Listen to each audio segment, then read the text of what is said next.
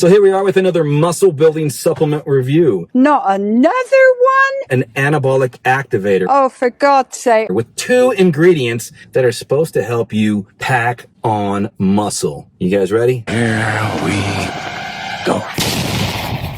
So what's happening, guys? Hope your day's going well. Today we're going to review Diabol by Vintage Muscle. We're going to go over the ingredients so you know what the heck you're putting in your body. And we'll go over my personal experience, my take on this product. First and foremost, these are gummies. So let's get that flavor out of the way. Let's get the servings out of the way as well before we jump into the ingredients. So what we have here as far as flavoring goes is a peach flavor. You bite the peach bites back. And just like the rest of their gummies, it's a 9.5 out of 10 or a 10 out of 10. Right. You can't go wrong with the flavors on their gummies. They're doing a damn good job. You nailed it! Maintaining that flavor profile at a high level. Now let's get into the serving size. So popping up the nutritional facts, talking about the servings. 1 gummy is 1 serving. There's 42 servings per container. That means there's 42 gummies in a bag. Now, as far as how long this is going to last you, most of you are going to take 2 gummies a day. It's just where the dosages fall when I go over the studies and I go over the ingredients itself to get close enough to the effective dose range. But the directions say you can take up to 3 gummies in a 24-hour period. We'll go over my recommendation on how to take these as well. So let's get into those ingredients. So first ingredient is 5-methyl-7-methoxyisoflavone at 50 milligrams. It's also referred to as just straight methoxyisoflavone. This has plenty of benefits, but we're talking about muscle building. So this is a derivative from plants and soy, and it's a flavonoid or an isoflavone that's been shown, at least in one study that I found, that it helps to assist in stimulating protein synthesis by increasing the delivery or the uptake of amino acids into muscle cells. The theory is methoxyisoflavone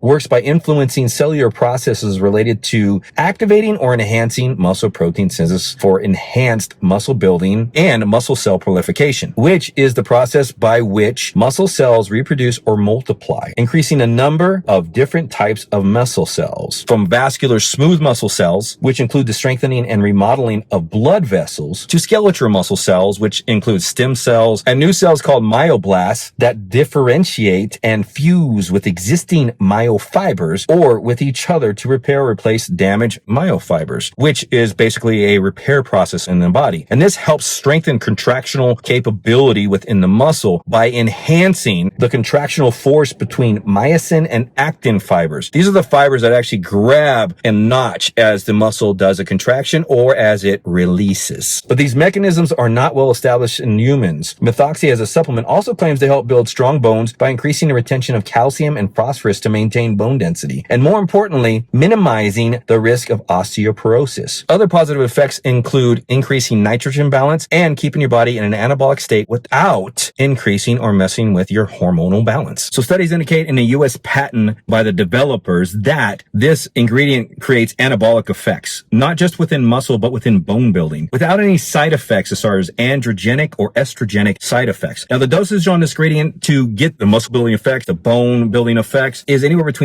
250 milligrams to 1250 milligrams. So when we're talking about dosing, we will talk about this when we go over the effects a little bit, but now moving on to the next ingredient. So the next ingredient is 6-keto-diastogen at 50 milligrams. And this is actually an ingredient in wild yams, but it's found within a substrate called Dioscorea esculenta. Now, this has very potent effects at certain dosages, at least in 2 studies that we're going to go over. And those effects include potentially contributing to muscle building, enhancing insulin sensitivity, promoting protein synthesis, and potentially acting as a weak androgen precursor, which could indirectly support muscle growth when combined with resistance training. One published study in the year 2020 by the Journal of Clinical Biochemistry and Nutrition studied the effects of Dioscorea esculenta intake with resistance training and muscle hypertrophy in sprint athletes. The first part of the study was a cross-sectional study comparing DHEA, testosterone, testosterone and DHT levels in sprint athletes and non-athletes. The second part was randomly dividing the sprint athletes and non-athletes into two separate groups, giving one group diastogen and the other group a placebo. The group given diascorea at 2 grams with resistance training increased arm fat-free mass, 1 rep max on deadlift and snatch, as well as serum DHEA, free testosterone, and DHT levels. Another study in 2023 that lasted 12 weeks included 21 men, 45 females. They were all within the age of 48 and 58. And they were divided up in 4 groups. 2 groups of sedentary individuals, 1 taking a placebo and 1 taking diascorea, and then 2 other groups performing resistance training with bands. 1 was a placebo and the other one was taking diascorea. These were conducted by the Faculty of Sport and Health Science at a university in Japan. This study was called Diascorea Escalenta Intake with Resistance Training Improves Muscle Quantity and Quality in Healthy Middle-Aged and Older Adults, a randomized controlled trial. They found at the end of the study, the resistance training group that took diascorea actually had better muscle quality in the femoris muscle of the leg. They also found that the quality and action of the muscles were greater within a sit-stand type test that they put everybody through. To top that off, the groups, that's in sedentary and resistance trained groups that took diascorea, had less muscle breakdown, showing a lower circulating level of an enzyme or a byproduct called C1q, which is a biomarker for muscle fibrosis. So before I get into my thoughts, my personal experience taking this product, the dosage on 6-keto diastogen is supposed to be anywhere between 100 milligrams to 200 milligrams a day to elicit some good effects. So with that said, let's jump into my thoughts and my personal experience taking